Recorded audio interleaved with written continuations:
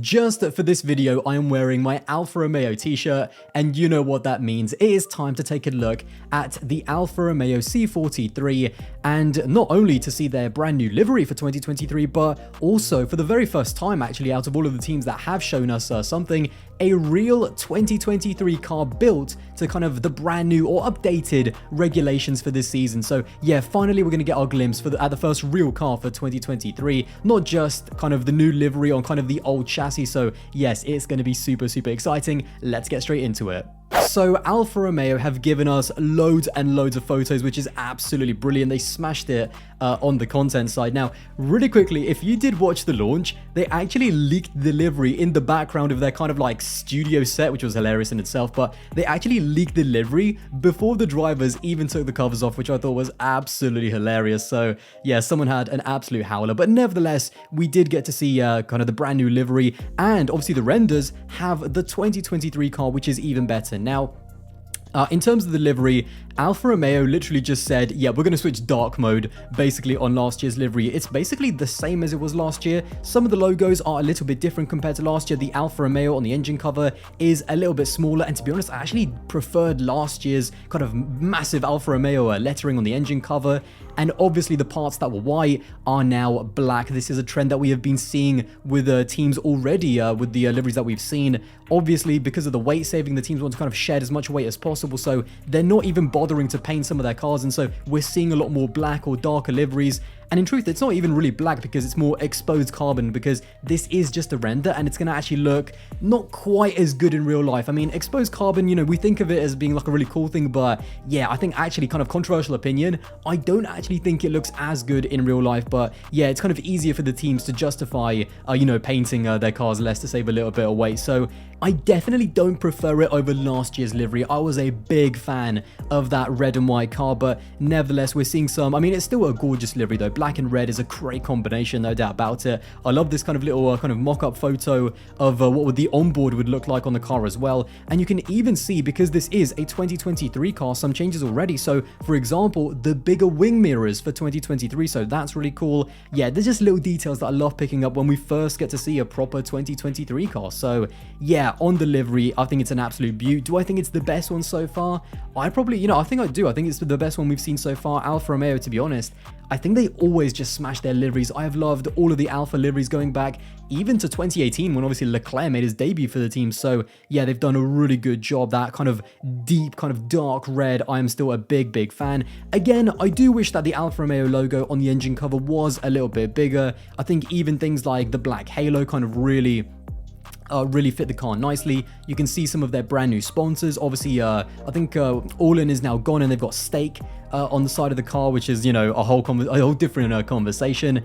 And they have still kept the Italian flag on the rear wing. I mean, yeah, that angle. I mean, honestly, I wouldn't mind driving behind this car, because I would not mind seeing that at all. So again, black and red, the Italian flag, the little details that they've changed. Obviously, the front wing is still black and exposed carbon, but there is still plenty of color for us to enjoy. And overall, it's an absolutely stunning livery. Again, it's easily actually my favorite livery thus far. Again, I don't prefer it over last year's livery. I thought the white and red was a little bit stronger, but this is still a brilliant livery. So let me know your thoughts on this livery in the comments below. Did you prefer the white last year, or are you digging this brand new look? So yeah, let me know in the comments below. So that was my quick thoughts on the livery, but now let's talk about the team itself, because I think Alfa Romeo Sauber, as they are in kind of a weird position over the next kind of couple of years, because we know the Audi takeover is coming in 2026. They've already stepped up their kind of ownership in the team. I think they've bought already a minority stake in the team. So yeah, they're going to be upping that over the next few years. Obviously, we saw Andreas Seidel in the front row of the launch as well, which I thought was really kind of funny, because I'm still kind of thinking of Andreas Seidel as part of McLaren. So it was so out of place to see him just kind of sat there as if he's like some other regular person on the front row of the launch. But yeah, I thought that was kind of funny as well. And obviously we saw kind of the brand new team representative that they're calling. I'm looking at his name right now. Alessandro Bravi, I think is how you might pronounce it. If I butchered it, then I'm sorry. But yeah, it's kind of a weird structure, because You've got Andreas Seidl taking this kind of, obviously previously of McLaren, they've kind of scooped him up over the winter. You've got him taking a much bigger role in the team, obviously preparing the team for that Audi, for that brand new Audi era in 2026. And then they don't actually have a team principal. I mean, again, Alessandro Bravi is kind of designated as the team chief, which is a little bit strange. And to be fair, even when he was asked in terms of what his role is and what that actually means, I thought he kind of said very generic things, so I think he is just going to be the team principal. It's just kind of a different name perhaps. So yeah, it's just a little bit strange in terms of what's happening with the management there. But other than that, I think the weird thing about Alfa Romeo is that for the next few years, they're kind of in this really strange transitional period where we are keeping an eye on 2026, because that's when this team will kind of go to the next level with being fully owned by Audi. And what's really strange is that, you know, Sauber are going to kind of own it and run it for the next few years. But again, this is a strange transitional period where the team still needs to keep performing, because, you know, if they go kind of drop to the back of the grid and become a Williams for the next few years, that's not going to look good to Audi with them coming in and kind of picking up a back marker. So if we remember, this team was in real trouble in kind of 2016 and 2017, you know, real financial trouble. And I think Fred Vasseur did a good job, you know, with obviously the entire Sauber team to kind of lift them back up into kind of the midfield. And it's kind of been solidly there. You know, they've never really dropped kind of to the back end of the grid, you know, since 2017. So that's been good as well. And they're going to have to keep that momentum up. So yeah, it's going to be very interesting. But I think my really big focus is going to be Valtteri Bottas, because I think Valtteri kind of leaving Mercedes and going into Alfa Romeo last year, it was a brand new environment, and he really was able to thrive in the midfield with less pressure, less of that Mercedes scrutiny up against Lewis Hamilton, and technically also Max Verstappen in 2021. I mean, we really saw the gulf, I think, in class between, you know, title challengers who can do it under pressure every single race. And I mean, obviously Lewis and Max, and kind of Valtteri in that situation, who was not able to step up to the plate in 2021.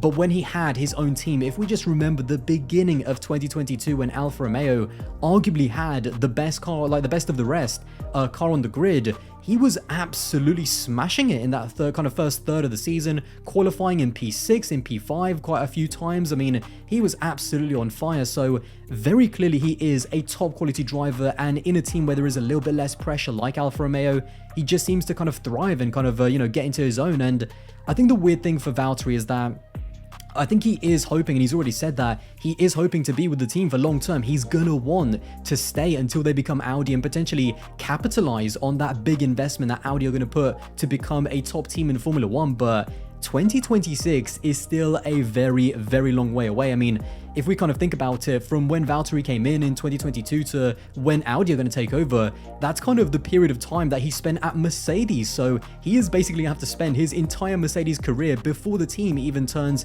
into Audi and start really investing and start really having kind of, or trying to be a top team like they say that they're going to be. So yeah, it's a weird position that Valtteri Bottas kind of finds himself in terms of, for the next few years, he's going to have to shake off all of the young teammates that potentially might get thrown at this team. There's been a lot of talk that potentially Andreas Seidl is going to want to bring Lando Norris into the team. You know, that's been a bit of a rumor, because if McLaren can't deliver Lando a race-winning car, and if there's no space at kind of the other top teams, then, you know, potentially Andreas Seidl might use that relationship that he already has with Lando Norris from McLaren to kind of get him into the team. So yeah, it's just a strange one, kind of judging where I think Alfa are going to be. I mean, for the most part, if they can stay where they were in 2022, in 2023, I think that's going to be a very, very solid season. I do still think that there are quite a few weaknesses in this team though, because the one thing last year is that, yes, they started off with a fantastic car that Valtteri Bottas was able to, you know, score points regularly in.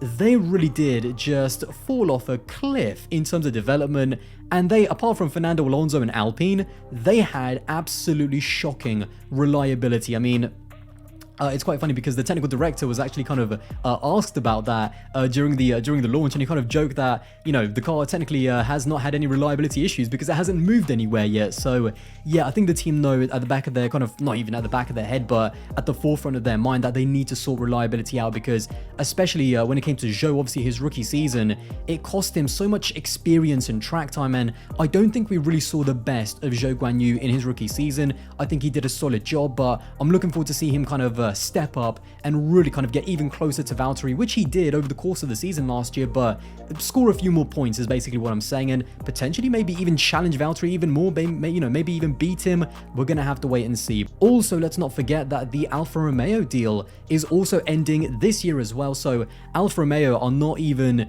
They are literally just a kind of title sponsor. There is no technical help. I don't think there's even any personnel from Alfa Romeo. So yeah, they've got a great deal out of this partnership over the last few years. But yes, that is ending, I think, at the end of this year. And then for the kind of until 2026, it is just going to be called the Sauber F1 team. So there's also that to kind of, I'm going to miss the Alfa Romeo liveries, I can't lie. So that's going to be a big change next year. But yeah, it's weird judging where this team is going to go because there is still so much development that needs to be done in terms of the infrastructure, in terms of developing, getting more people into the team as well. Because if you want to fight with the likes of Red Bull and Mercedes, who have well over 1,000 people in total, Audi do have these, they do have these aspirations, and they have not bought this team for cheap. I mean, they have spent hundreds and hundreds of millions to even get a minority stake. So they're going to want to kind of ramp up the investment, ramp up the development of the team. And what kind of effect is that going to have? We're going to have to wait and see. But again, in the short term, it's going to be interesting to see if they can kind of build on where they were last year and give their drivers a more consistent car. I think that's what I'm going to be most looking forward to seeing from Alfa Romeo in 2023. But there you have it. That was a very quick preview. Let me know all of your thoughts in the comments box below. And if you did enjoy this video, then don't forget to subscribe to the channel, and I'll see you in the next one.